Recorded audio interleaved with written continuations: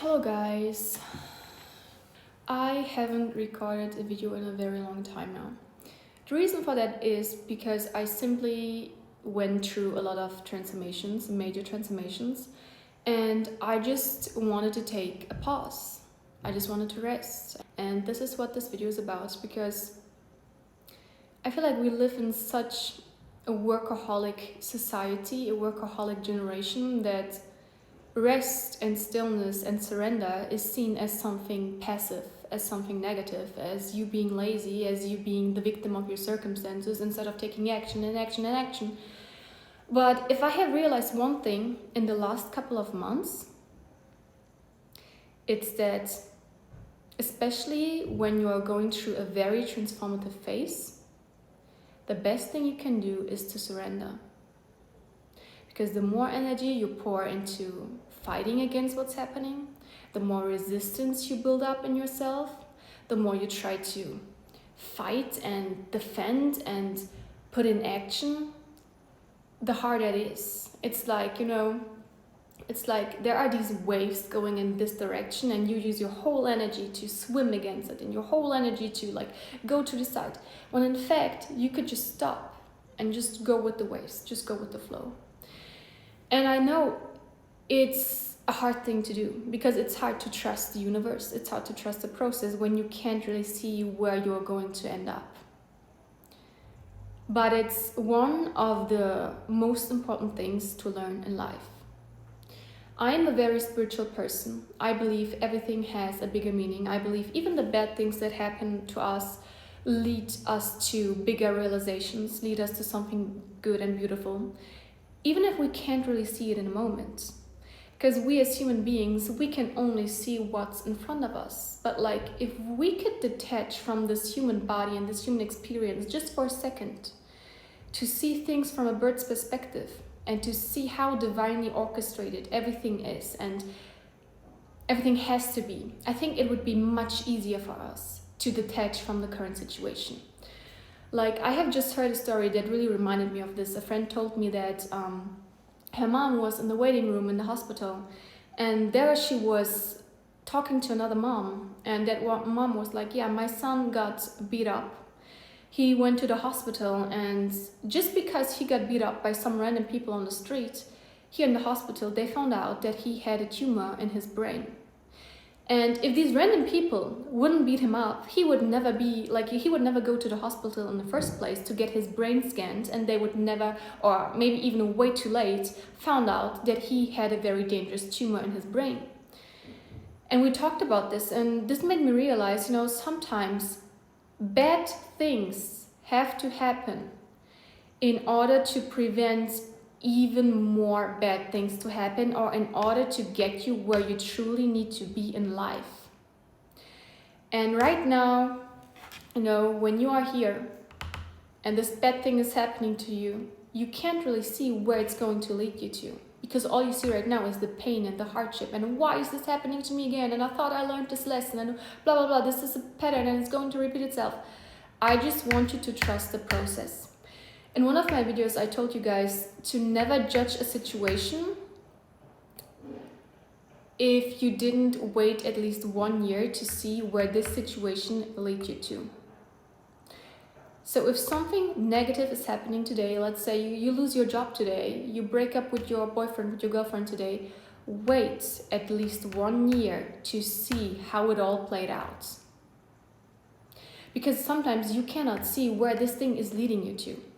I've talked to so many people and they all said to me, this one breakup where I thought it's going to be the end of the world, or this one job loss, all of this was leading me to a whole different reality, a whole better relationship, a better job, better circumstances. But you can't see it in a moment, and you're not supposed to see it in a moment. And that's the thing. We think we are supposed to know where we end up. We are not. And this is, I was the kind of person when I was a teenager, I would always plan out my years in advance, 5-year plans. And I have learned very early in life that you shouldn't plan your life. You shouldn't have any kind of stuck plans. You should always go with the flow and go with your intuition and go where inspiration takes you. Because the more you plan, the more you realize that life has its own plans. And life will cross your plans and destroy your plans and completely make you realize that the only thing you can truly rely on is change. Change is the only constant, and the more we resist to change, the more change is going to happen in our life to make us learn and make us have the lesson that we have to surrender to this change, to this transformation. As some of you may know, I started to learn how to do Reiki. It was one of my goals for this year. And I also offer Reiki sessions, like distance Reiki healing sessions now. You can book them under the link in my bio. And I started doing Reiki for a lot of you people. And I am a very visual person when it comes to Reiki, so I really see the inner child of people. I see symbolic things that represent certain blockages in your energetic field. I see cords, like if you have energetic cords to other people, I can see them and cut them and release them. And what happened to me as well when I started getting my first Reiki sessions was that my Reiki teacher told me, Alessia, I'm just telling you, there is no going back. Once I start to clear up your energy, a lot of things that were blocked in your energetic field, in your energetic body, will come to the surface, and you may not always like it. You may come to me in a couple of weeks and tell me, how dare you to do this to me? All of these bad things happen to me now. And she said to me, I want you to understand that these things happen because it was blocked energy. Everything you suppressed, everything you never really, brought to the surface will resurface now, not to punish you, not to harm you, not to inflict pain to you, but to be brought to the surface, to the light, in order for you to pour light onto it and to release it. And, I was like, yeah, don't worry, do it, I'm ready. And in the weeks after that, guys, my life turned down 180. A lot of things came to the surface, and I had to deal with a lot of old wounds, a lot of old things that I really repressed. Like, I was not really ready to face it. But I did it, and I'm very grateful for these experiences because I feel like, there was so much stuck in my energetic body that I was not aware of, and I was really purging all of these old energies in the form of like people coming up and triggering me, in the form of old memories coming up, in the form of old patterns coming up, for me to really reflect on it and release it. And the same thing happened to a lot of people that I practiced Reiki on. They were like, Alessia, a lot of things came to the surface, even a lot of blocked memories I was not even aware of, like traumas from my childhood. And I was like, yeah, your body is purging these energies right now for you to elevate, for your soul to ascend to an even higher level of being, of consciousness, of frequency. And it's so interesting because a lot of people who have or who are in this spiritual journey think that, oh my God, spirituality is just love and light, and you're not allowed to get triggered, and no, you're not allowed to hate, and you're not allowed to be angry, and you're not allowed to be sad, when in fact this is the epitome of like being spiritual, to experience the full range of human emotions and to not punish yourself for this human experience, to not punish yourself for these emotions, but to live fully in it and to release it. And the more I released all of these things, these old patterns, old memories, old emotions, the lighter I began to feel. Lastly, like these last couple of weeks, I really took a lot of distance, my throat chakra blockage. I distanced myself a lot from everyone, even from social media. My phone time was like 1 hour per day maximum. And I felt more alive than I ever felt before. I'm that kind of person. I learned to thrive in isolation very early in life. And during these last couple of years, I really learned how to cherish human connection. I love to meet new people. I love to get to know new people. I love to be surrounded by people who make me feel good. But still, my normal default mode is isolation. And I just thrive in isolation. I just bloom in isolation. So these last weeks I was isolating a lot, and I felt so happy. I was working a lot in myself. I was doing a lot of shadow work, meditating every day for at least an hour every day, EFT tapping every day, like art.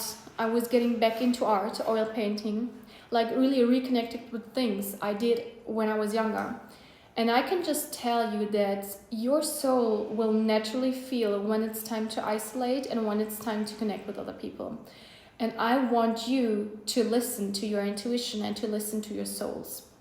Because there were times definitely in my life where I forced myself to be more outgoing and more social and more active, even though my soul was like, hey Alessia, take some time for yourself now. Hey Alessia, isolate a little bit, distance yourself from a lot of people right now. And I was like, no, but I have to, socialize, I have to connect, I have to do this. And I was feeling so burned out. Not because the people were bad or they had bad energy, simply because I was not listening to myself. So you always ask me, Alessia, how to listen more to your intuition and how to connect more with yourself, because my intuition is very strong. And I always tell you guys, the first step to reconnect with your intuition is to actually listen to it and to not question it. Like if you are somewhere and you intuitively feel like, I want to go home, and not tell yourself, but I should and I could and they expect it from me. No, listen to yourself. You will never create a strong connection to your intuition if you not listen to it in the first place. And also listen to your dreams. I have had dreams about people who did me wrong. Dreams where they really did me wrong and betrayed me. And I was like, yeah, maybe it's this and that, and maybe it's this and that. And no, it wasn't this and that. It was like my subconscious mind tried to tell me, tried to communicate with me, these people are not good for you. These people are betraying you. Stay away from these people. Because what you need to realize is your subconscious mind is picking up every single cue, every single information, every single little thing that your conscious mind is not even aware of. This is why subliminals are so powerful, because they directly speak to the subconscious mind. They pass the conscious door, the conscious, logical, rational mind that is trying to interfere with the natural intelligence and the natural consciousness of the subconscious mind. So if you have repeating dreams about a person, repeating dreams where you get a certain message, listen to it. These dreams are not random. They are not here to punish you. They are there for a reason. I want you to really listen to your intuition and to learn that it is there for a reason. It is not there to punish you. It is there to guide you. Also, as women, it's very, very important for us to connect to our creative sides. The feminine energy is the creation, the creative energy, the expressive energy. And I felt that for myself because there was a time where I didn't create anything. No art, no poems, no poetry. And I'm a person, I write a lot usually. I love to, express myself through writing, through art. And there was a time where I didn't do anything like this, and I became really depressed again. And I realized it's because I'm not expressing myself. And the feminine energy needs an outlet, a creative outlet to express ourselves. If we don't do that, this is when we as feminine beings start to obsess over men or other people. We start to obsess over what he's thinking about us, or obsess over getting this person to love us, because as women, we have this tendency to become very obsessive with things and to become very drawn to things. And I want you to release this energy in a creative way and not project all of this energy onto another person, where you chase this person and you are this kind of obsessive energy over a person. Really find a creative outlet for this energy. It's so important as a woman to have a creative outlet, to not be stuck with other people. Because if you are in this creative state, there is no way for you to obsess over a random man. I'm telling you, if you have so many projects and creative things going on and things you want to do and want to bring into the physical world, there is no room for you to obsess over, oh my God, did he reply yet? You are not even checking your phone because you are so immersed in this creative experience. Yeah. I just want to tell you one last thing in this video. Do not force any connection to happen, and do not force any situation to happen. If you naturally feel like something is going to end, let it end. Not everything and not everyone is meant to stick around us for the rest of our lives. And I saw an old picture of me with old friends, and I was like, wow, none of these people are in my life anymore. And I started to get a bit sad because, I don't hold grudges against anyone. And I started to realize our time is just over, and that's nice, that's beautiful. Like, we had our time in this lifetime, and we agreed as souls to meet us during certain phases of our life.